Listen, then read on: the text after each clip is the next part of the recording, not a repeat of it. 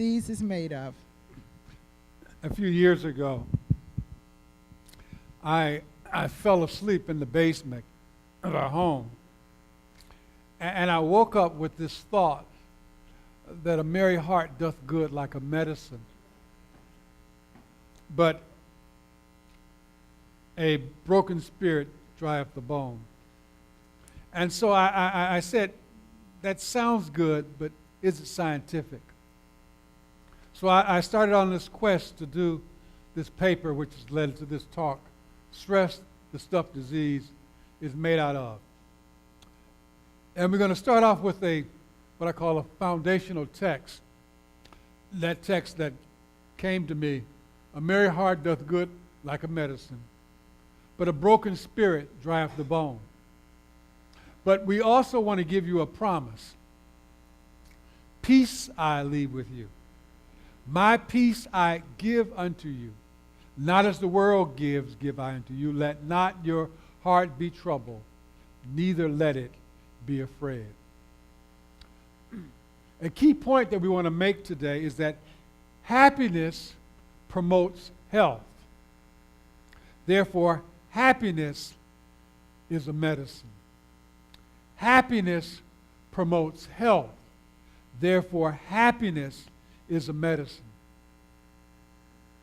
But there's also a sad point and a sad fact, and that is that sadness promotes disease.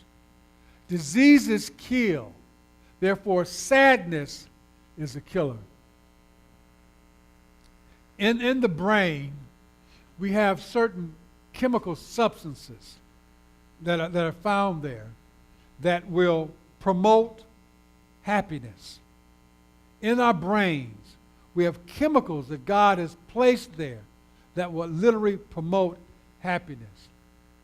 These chemicals are similar in their action to certain opiates, and that they attach to the same receptors. You see, when you think of chemical reactions, you have one substance attaching to a receptor on a cell that will produce a reaction in the body. If for some reason that cell is blocked and it cannot attach, the reaction will not take place.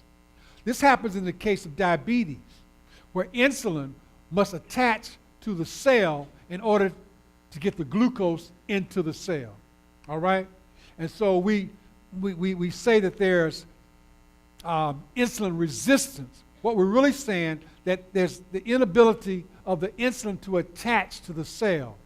And so that's really the real problem. Well, in the brain, these compounds attach to the same sites that these opiates. Now, the general class of these compounds are called endorphins. Endorphins. And they have certain actions, certain things that they do. There are many, but a few of them, they tend to decrease pain. All right? If they're secreted, they will lower the blood pressure.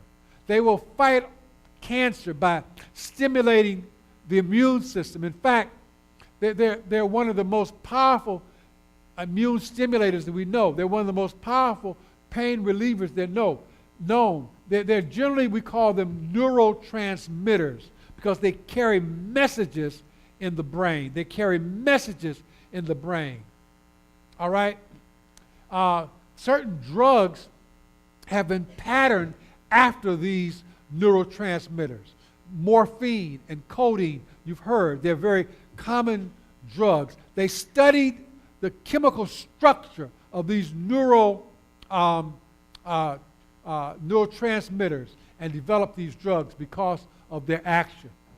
And they have these opiate-like properties, and that they will give you this euphoric feeling. You've heard of the runner's high, right? The runner's high. This euphoric feeling. They will modulate appetites, and they will actually release sex hormones, so they will stimulate sexual behavior. So we should be using these all the time, right? You know, these some good stuff. As if you want to increase them, there's some things that you can do. You can exercise the runner's high that we just talked about. As you run, these endorphins are released into the blood.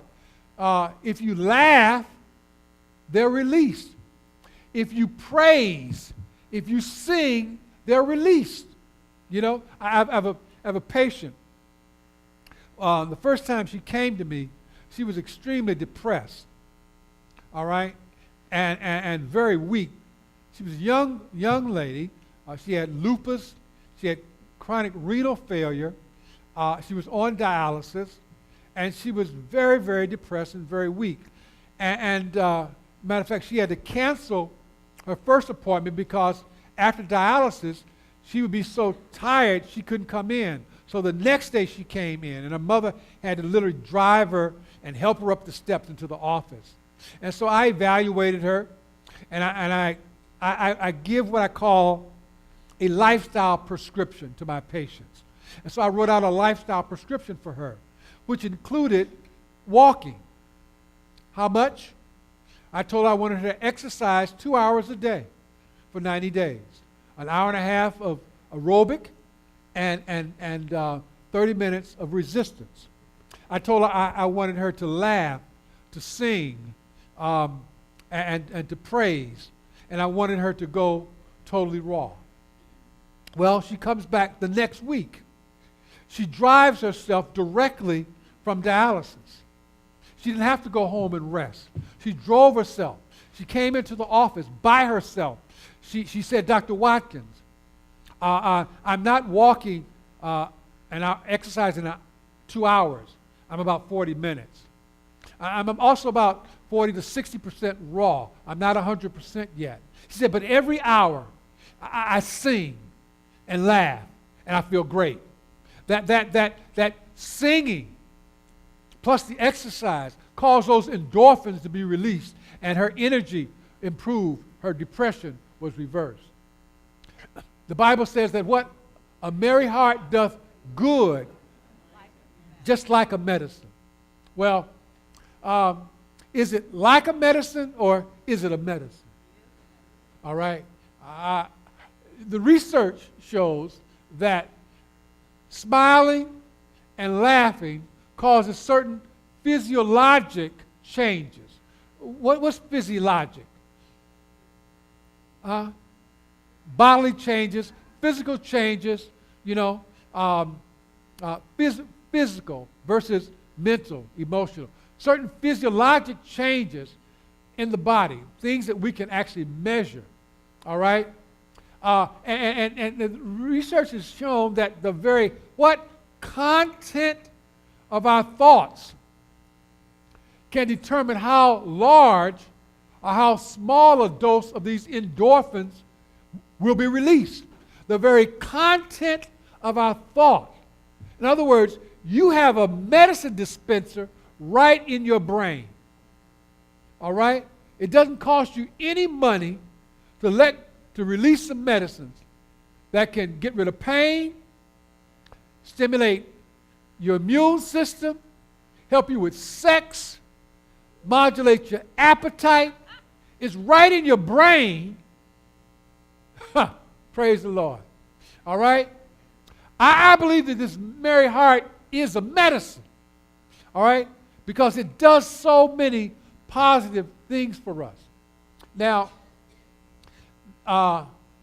Dr. Stewart, Susan Stewart, wrote that when we laugh, there's a reduction in cortisol.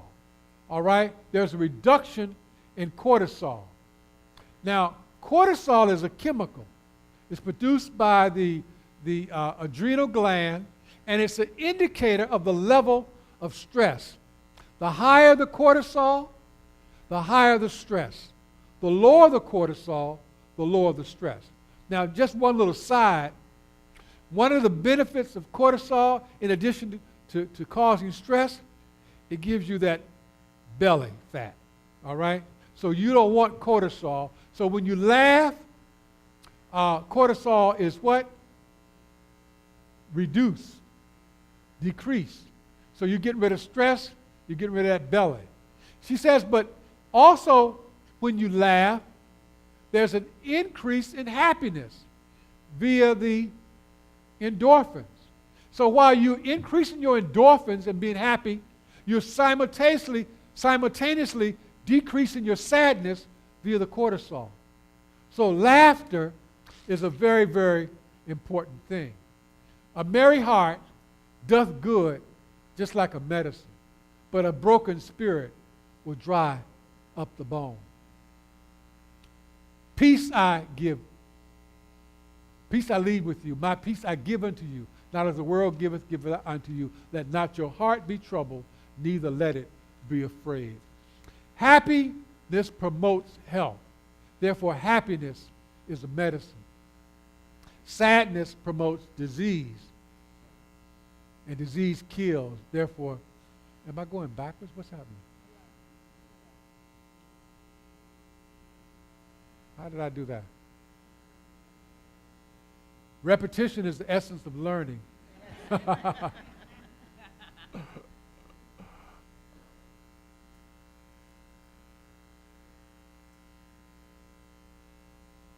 All right, so laughter also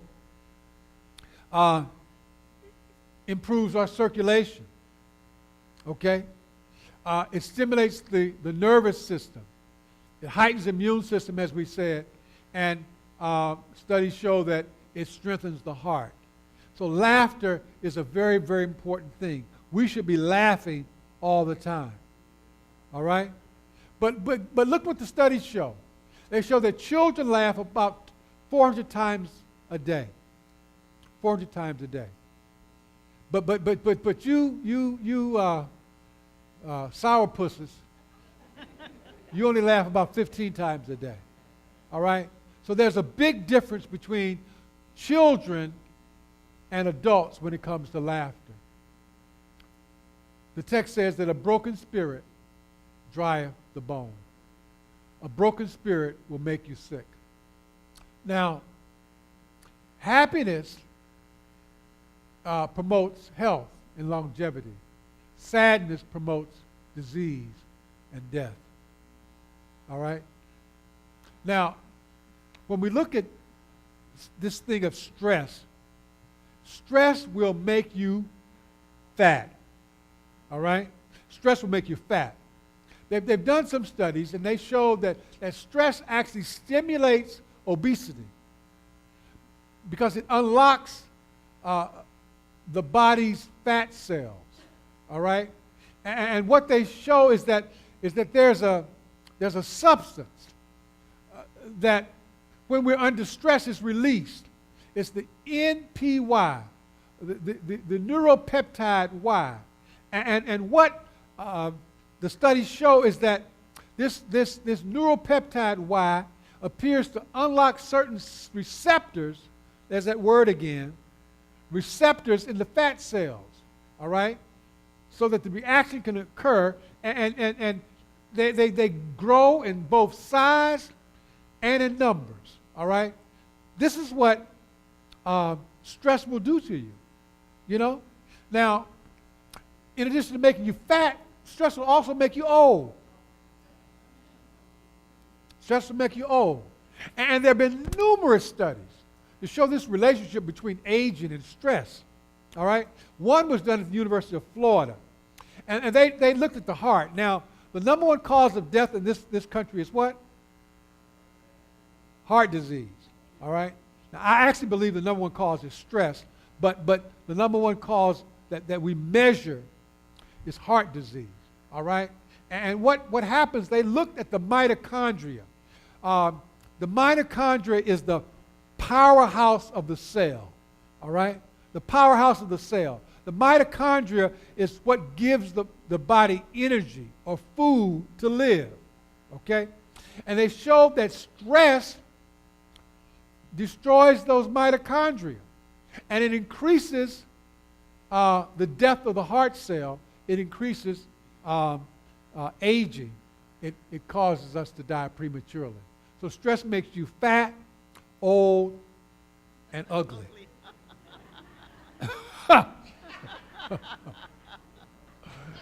Now, now, I'm not giving you my opinion, see. I mean, y'all pretty, but if you stress, you're not as pretty as you could be. You understand?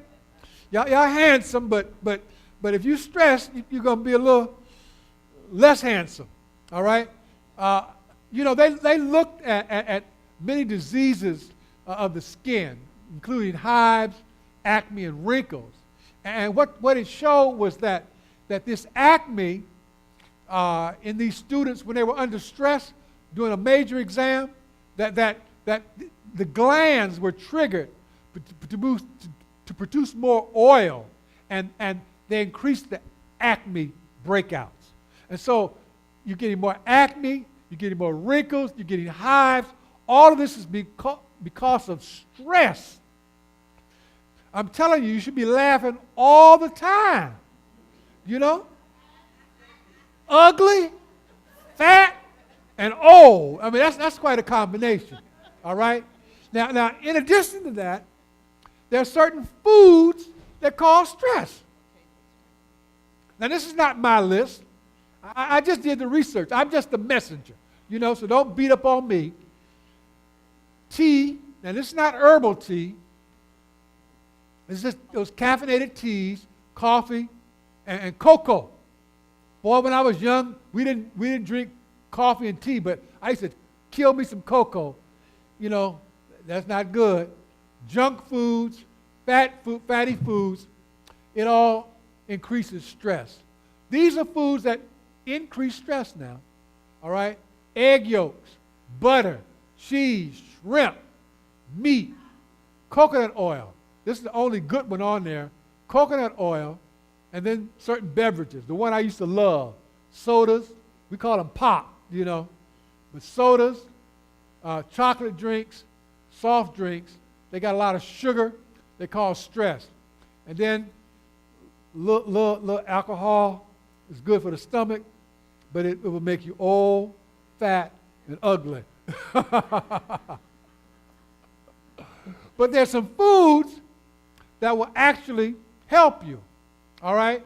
And that's what the studies show, that if you have foods that's high in certain vitamins, such as vitamin B, the B complexes, vitamin C, E, all right, they all decrease stress.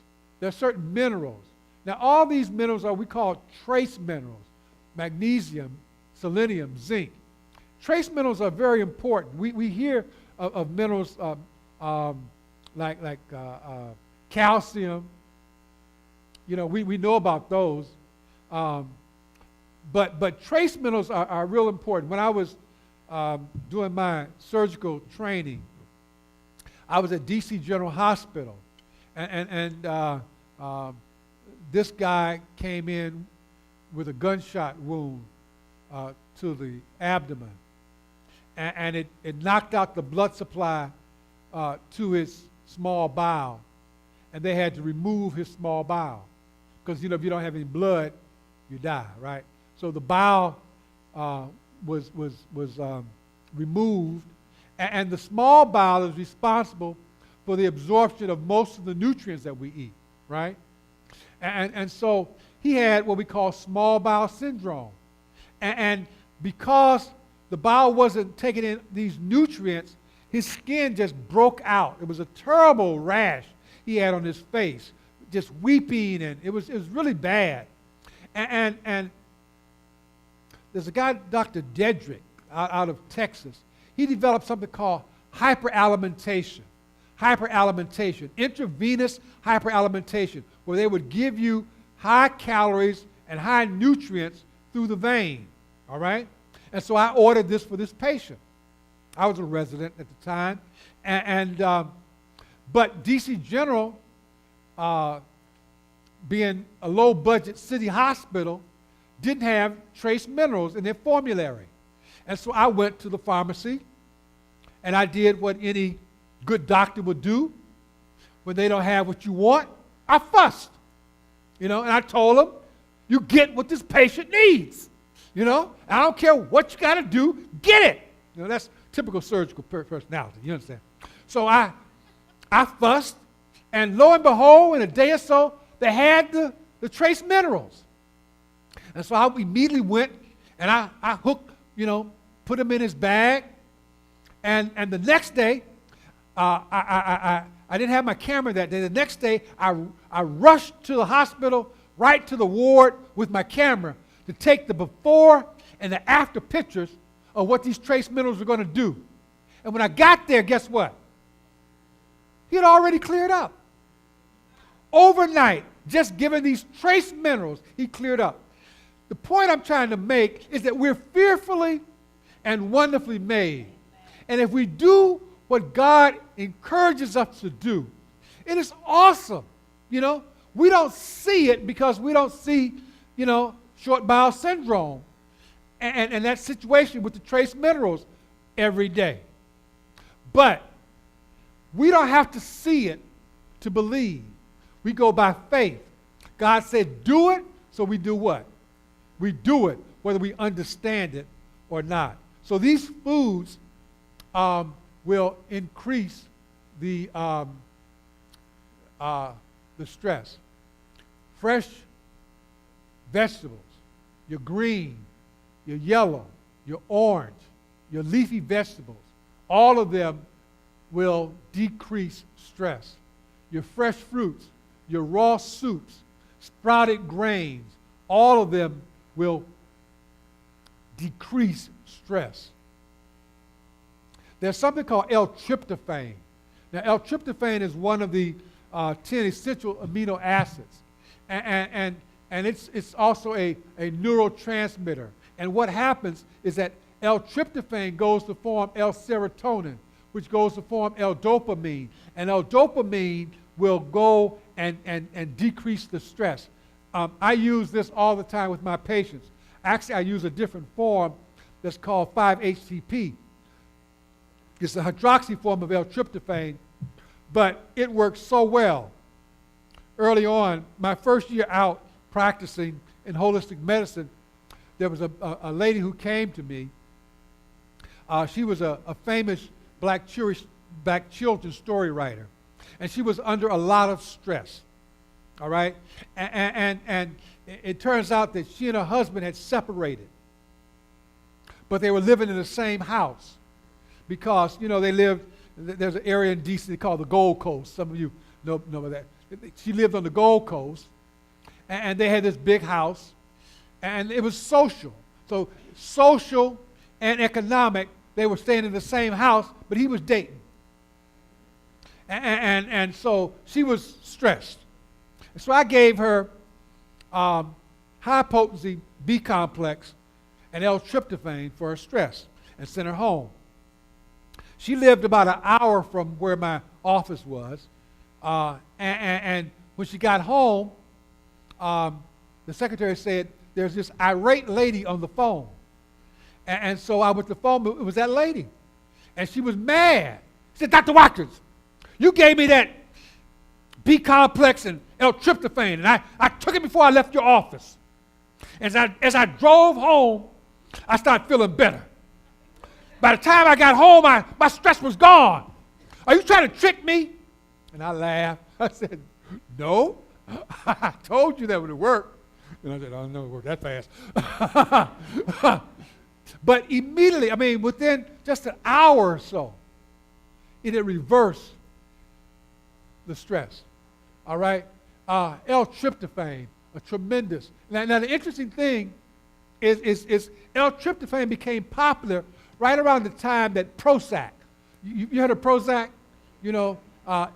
Became popular, came out. And there turned out there was a bad batch of L-tryptophan someplace. And they traced the batch, and they wiped it all out. But for about at least 10 years, they took all the L-tryptophan off the market. Not just that bad batch. If this was some other medicine, they would get rid of that batch, and then they would give you the rest of it, right? Or they'd take a portion of the batch. They wouldn't get rid of the whole batch. You know, they took all of tryptophan around the world for about 10 years because of that one bad batch. And the reason is it worked so fast, all right? It worked so fast. It's back now, but you can also get the 5-HTP. Yes, ma'am.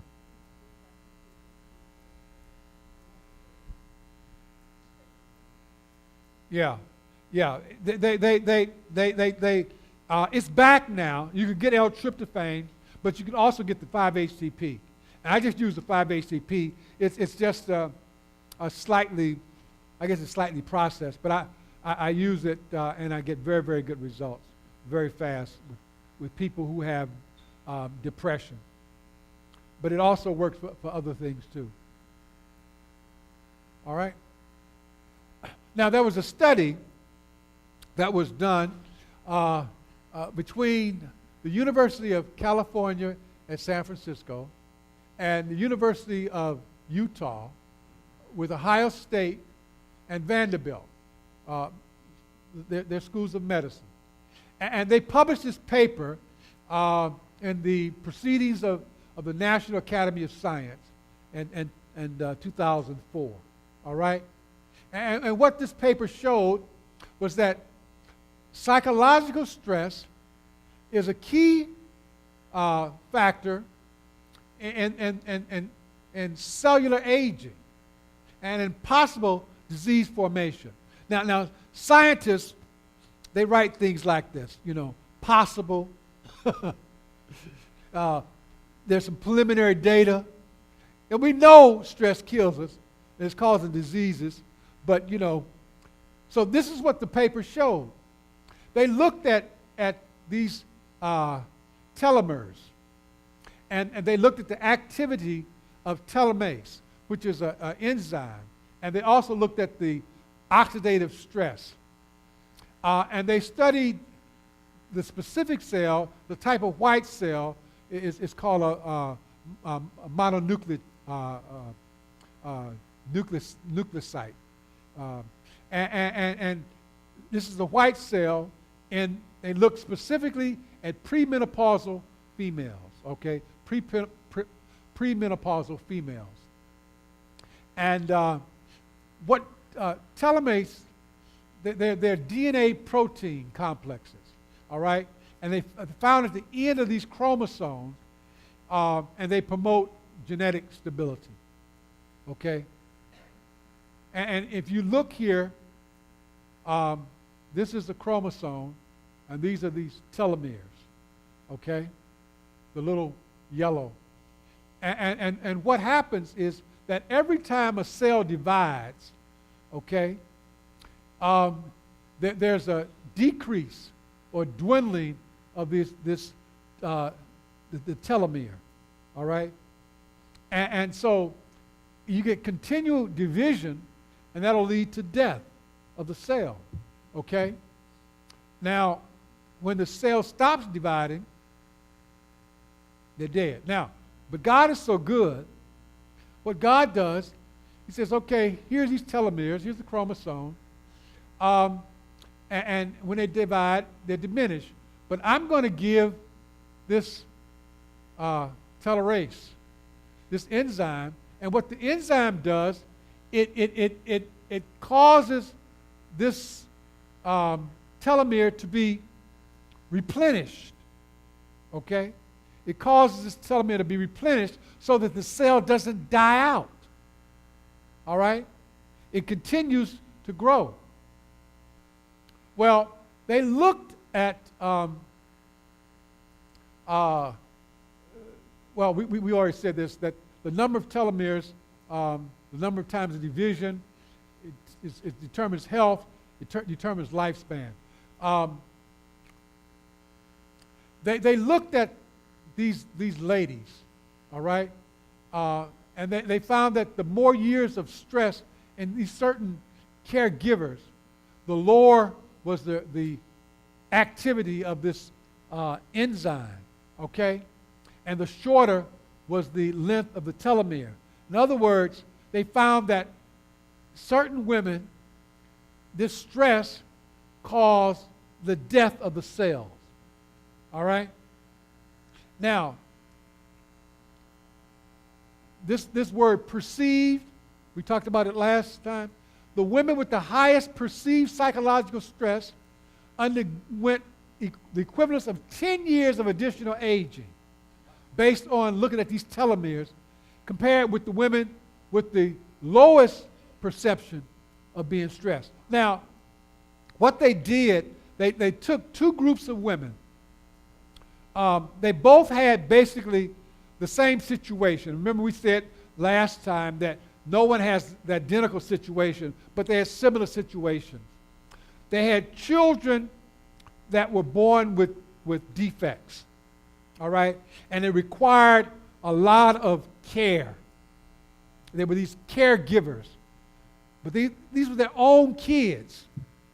So it's not somebody hired. These women with their own children. And they found that the women that had the highest perceived stress died earlier. 10 years equivalent than the ones with the lowest. Now, the word perception is so important because here they try to match them up as best as possible.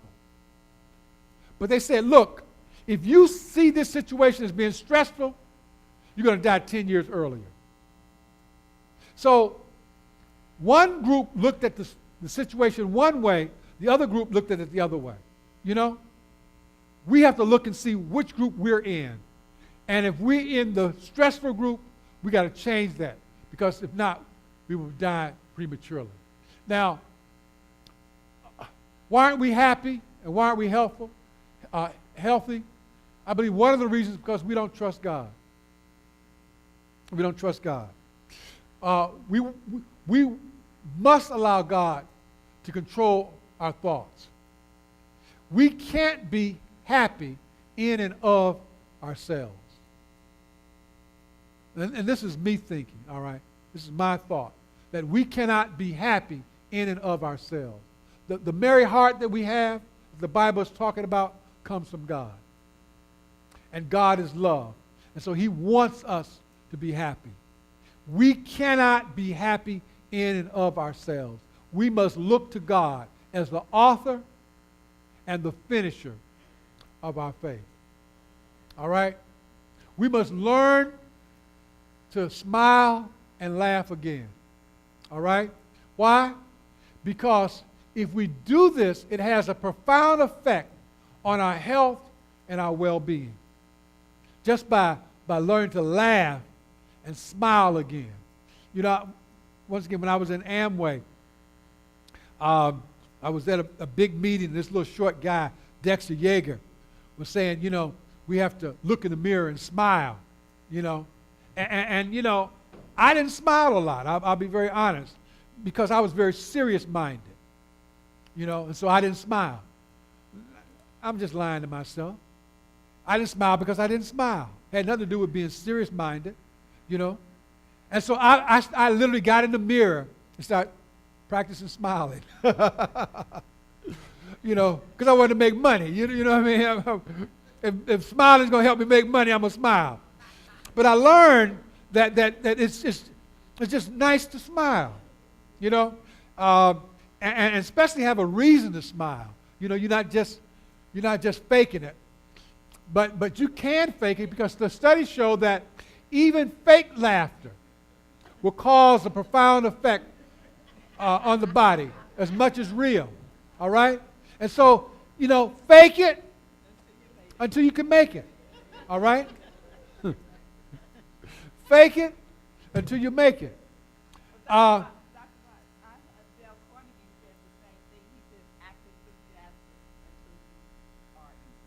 Yes, act enthusiastic until you are enthusiastic. You know, fake it until you make it. Because the body doesn't know the difference. I have a program called 30 Days to Wellness that I do it at different churches. And I was doing two at one time. One was in Richmond and one was in D.C. And I like to work with a psychiatrist when I'm doing it. And so it's 4 weeks in a row. And so I didn't want to have to have somebody else travel. You know, I don't mind traveling, but I didn't want to have somebody else travel that distance. And so I called the person who was coordinating the program in Richmond. I said, do you have anybody, a good psychologist there that I can work with? And so she said, let me check. And she found this guy, I think his name was Greenberg. And we started working. When I talked to him, he said that his research was on the psychophysiologic effects of hope. I said, it sounds like somebody I could work with. And so we started working together, and it was funny because he said, Dr. Watkins, it seems like we spent hours, in planning because we're saying almost the same thing. But it was just the Spirit of God telling him what to say, telling me what to say. And one day he talked about the fact that studies show that when you get ready to smile, it's been shown that messages go to the brain. Hey, they get ready to smile. Release the endorphins, all right? Just the act of moving your mouth to smile sends a message to the brain to release the endorphins. And so, fake it till you make it, okay? Now, we need to laugh daily. One of the things that we need to do is recite God's promises. If you can recite God's promises without smiling and laughing, then you're not living. Something wrong with you. See, so we need to recite those promises because he's promised that he would never leave us, nor would he forsake us. I remember when I was a little boy, we would have to say verses around the table before we could eat. And one of my first verses was, I once was young, and now I'm old. And I've never seen the righteous forsaken, nor his seed begging bread. Now, I was a little boy then, but now I say, I once was young. Now I'm old. But I ain't never seen the righteous forsaken, nor his seed begging bread. We have promises that God has given us, all right? And we can recite those promises, and that will cause us to laugh and smile. There are humorous books that we can read. This guy, Norman Cousins, any of you heard of him? Norman Cousins? Norman Cousins had a very painful disease. I believe it was polymyositis. And his doctor basically told him to go home and get ready to die. All right? There's nothing we can do for you. But he noticed that if he laughed, the pain was less. And so he went to the library, and he got these Little Rascal tapes and Three Stooges, and he would laugh all the time.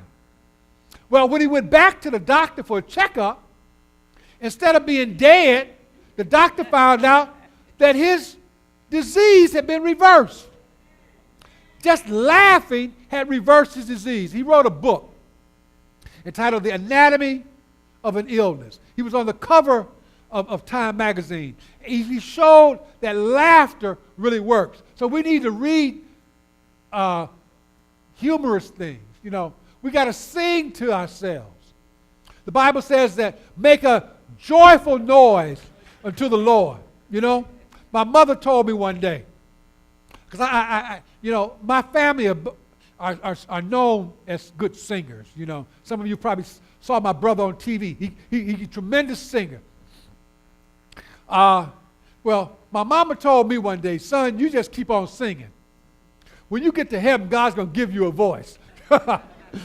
See, so the thing is, you don't have to sound good. Just make a joyful noise, And if you do that, it will promote a decrease in your stress. The text says that a merry heart doth good, just like a medicine.